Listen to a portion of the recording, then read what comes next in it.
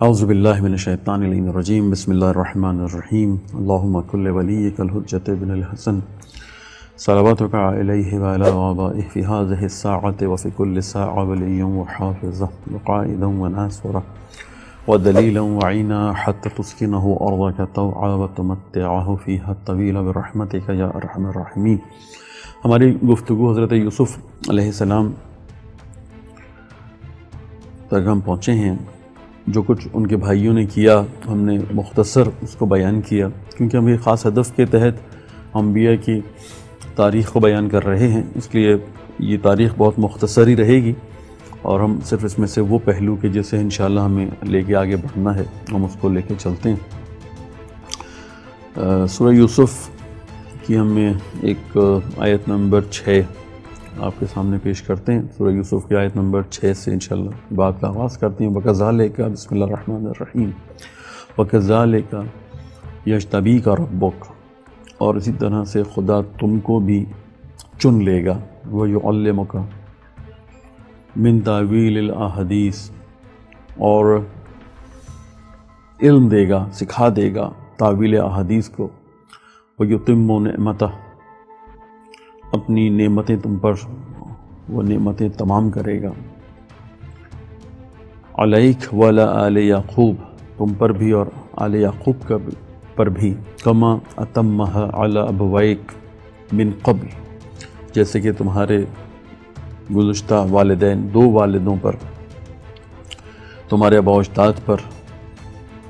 اپنی نعمتوں کو تمام کیا تھا، ابراہیم و اسحاق ان ربک علیم حکیم۔ یہاں پر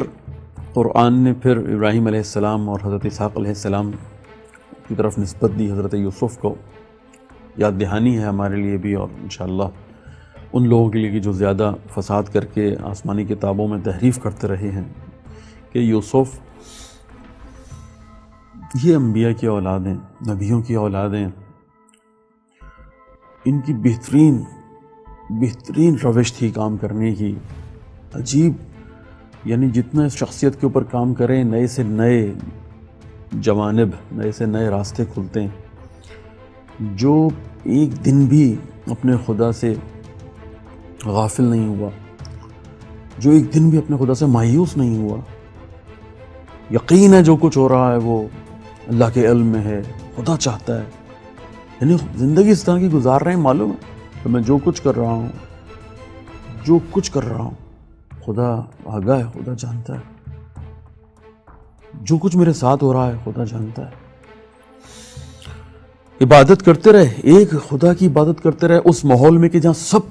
مختلف خداؤں کو بنا کے اپنے ہاتھوں کے بنائے ہوئے خداؤں کو پوج رہے تھے۔ کیا اسٹریٹجی اپنائی ہے کہ ان کے درمیان سے بہترین انداز میں ایک دن کے لیے بھی شرک، ایک لمحہ، کیا دن تو بڑی بات ہے، ایک لمحے بھی شرک سے اپنے آپ کو آلودہ نہیں کیا، اتنے برے ماحول میں، اور اپنے آپ کو بلند ترین مقام پر پہنچا دیا۔ کمال ہے، یعنی یہ بہرحال الگ عنوان بنتا ہے کہ حضرت یوسف علیہ السلام اور خصوصاً سورہ یوسف کے اوپر اس طرح سے کام کیا جائے کہ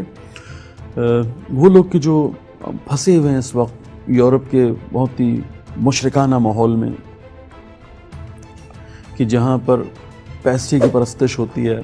جہاں پر اسٹیٹس کی پرستش ہوتی ہے، جہاں پر روابط کی پرستش ہوتی ہے، ابھی تو آہستہ آہستہ بہت ہی برے حالات ہیں جہاں پر اب وسائل اور اس میں بھی یہ میڈیا کی پرستش ہوتی ہو، اس میں کوئی اپنے آپ کو بچا کے لے جائے، کمال ہے۔ بہرحال سورہ یوسف جو ہے وہ بہت زیادہ مددگار ہے۔ واقعہ آپ سب کے علم میں ہے، اور ہم نے کہا کہ اگر عبد صالح کے ہاتھ میں حکومت آ جائے تو وہ عبد صالح صرف اس قوم کے لیے نہیں کہ جہاں پر وہ ہوتا ہے، بلکہ وہ آہستہ آہستہ اطراف میں بھی اور انشاءاللہ پوری دنیا کے لیے رحمت بن جاتا ہے، جو سورہ یوسف میں بہت واضح ہے۔ میری خواہش یہ تھی کہ بلکہ کہ میں جو ہے وہ ان کی آیات کا زیادہ تلاوت کی صورت، ترجمے کی صورت میں تلاوت کرتا ہوں، تاکہ ہم جو ہے نا وہ اس موقف سے بھی واقف ہو جائیں، اور انشاءاللہ ان کے نظریات سے بھی واقف ہو جائیں، ان کے دشمنوں سے بھی کہ وہ کیا چاہتے تھے واقف ہو جائیں، اور اپنی بات کو آج جو ہے وہ اسی پر حضرت یوسف کے واقعے اور اس میں خصوصاً چند آیات جو بہت امپورٹنٹ ہیں، میں چاہوں گا کہ ان کا ترجمہ آپ کے سامنے پیش کروں۔ یہ سورہ یوسف کے آخری آیات ہیں، 101 سے میں شروع کر رہا ہوں۔ اے میرے رب، تو نے مجھے اقتدار کا ایک حصہ عنایت فرمایا اور ہر بات کے انجام کا علم دیا، تو نے عنایت فرمایا، تیری وجہ سے میں یہاں تک پہنچا ہوں۔ آسمانوں اور زمین کے پیدا کرنے والے، تو ہی دنیا میں بھی میرا سرپرست ہے اور آخرت میں بھی۔ مجھے دنیا سے مسلمان اٹھا لے، توفنی مسلمان والحقنی بالصالحین، اور نیک بندوں میں شامل فرما۔ یہ غیب کی خبروں کا 102 سورہ یوسف، یہ غیب کی خبروں کا حصہ ہیں جنہیں ہم آپ کی طرف وحی کر رہے ہیں، وگرنہ آپ اس وقت ان کے پاس موجود نہ تھے جب وہ اپنا عزم پختہ کر کے سازش کر رہے تھے۔ اور آپ کتنے ہی خواہش مند کیوں نہ ہوں، ان لوگوں میں سے اکثر ایمان لانے والے نہیں ہیں، اور حالانکہ آپ اس بات پر ان سے کوئی اجرت بھی نہیں مانگتے، اور یہ قرآن تو عالمین کے لیے بس ایک نصیحت ہے۔ اور آسمان اور زمین میں کتنی ہی نشانیاں ہیں جن پر سے یہ لوگ بغیر اطلاع کے گزر جاتے ہیں۔ ان میں سے اکثر لوگ اللہ پر ایمان لائے بھی ہیں اور ان کے ساتھ شرک بھی کرتے ہیں۔ کیا یہ لوگ اس بات سے بے فکر ہیں کہ اللہ کی طرف سے کوئی عذاب انہیں گھیر لے، یا ناگہان قیامت کی گھڑی آ جائے اور انہیں خبر تک نہ ہو؟ کہہ دیجئے یہی میرا راستہ ہے، میں اور میرے پیروکار پوری بصیرت کے ساتھ اللہ کی طرف دعوت دیتے ہیں اور پاکیزہ ہیں اللہ، اور میں شرک کرنے والوں میں سے نہیں ہوں۔ اور آپ سے پہلے ہم ان بستیوں میں صرف مردوں کو ہی بھیجتے رہے ہیں جن کی طرف ہم وہی بھیجتے تھے۔ تو کیا یہ لوگ روئے زمین پر چل پھر کر نہیں دیکھتے کہ ان سے پہلے والوں کا انجام کیا ہوا، اور اہل تقویٰ کے لیے تو آخرت کی گھر ہی بہتر ہے؟ کیا تم عقل سے کام نہیں لیتے؟ یہاں تک کہ جب انبیاء لوگوں سے مایوس ہو گئے اور لوگ بھی یہ خیال کرنے لگے کہ ان سے جھوٹ بولا گیا تھا، تو پیغمبروں کے لیے ہماری نصرت پہنچ گئی، اور اس کے بعد جسے ہم نے چاہا اسے نجات مل گئی، اور مجرموں سے تو ہمارا عذاب ٹالا نہیں جا سکتا۔ بتحقیق ان رسولوں کے قصوں میں عقل رکھنے والوں کے لیے عبرت ہے۔ یہ قرآن کی گڑی ہوئی باتیں نہیں، بلکہ اس سے پہلے آئے ہوئے کلام کی تصدیق ہے، اور ہر چیز کی تفصیل بتانے والا ہے، اور ایمان لانے والوں کے لیے ہدایت اور رحمت ہے۔ یہاں پر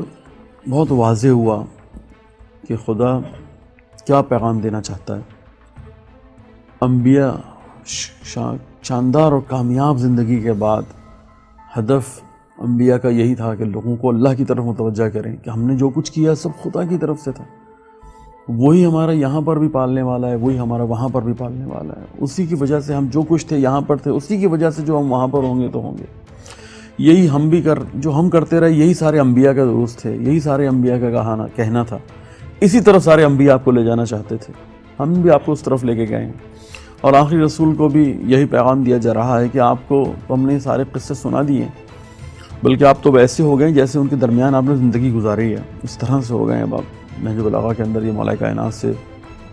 جو وصیت امام حسن علیہ السلام کو کر رہے تھے، وہاں پر یہ جملہ نہج البلاغہ میں موجود ہے کہ میں نے گزشتہ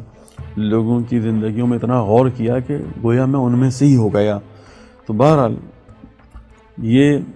ایک ہی ہدف ہے جو تمام انبیاء کا ہے، آپ یوں کہیے خدا کا، قرآن اور آسمانی کتب کا، ساری شریعتوں کا اور سارے انبیاء کا ایک ہی ہدف ہے کہ جس طرف وہ لے کر جاتے ہیں تھوڑا تھوڑا جلوہ دکھاتے رہتے ہیں کہ اگر اس دنیا میں تم ہماری بات مان کے اختیارات ہمارے ہاتھ میں دے دیتے اور واقعی جس طرح خدا چاہتا تھا اس طرح عبادت کرتے، تو تم دیکھتے کہ یہ دنیا کس طرح سے تمہارے لیے ہی جنت کا سما ہو جاتی۔ اسے جنت بنایا جا سکتا ہے اگر تم حقیقی معنی میں انبیاء کے پیروکار ہو جاتے، اگر تم واقعی کتابوں کے ماننے والے ہو جاتے، اگر تم واقعی شریعتوں پر عمل کرنے والے ہو جاتے،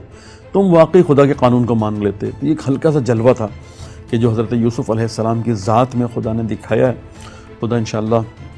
ہم سب کو صالح لوگوں کی حکومت کو قائم کرنے میں اپنے کردار کو ادا کرنے کی توفیق عطا فرمائے۔ میں انشاءاللہ آئندہ حضرت یوسف کے بعد کے واقعات کے اوپر انشاءاللہ جو کہ بہت امپورٹنٹ بنتے ہیں کہ جو متعلق ہوں گے بنی اسرائیل سے، انشاءاللہ ہم اگلی گفتگو کو بنی اسرائیل سے ہی شروع کریں گے۔ بہت شکریہ، اللہ حافظ۔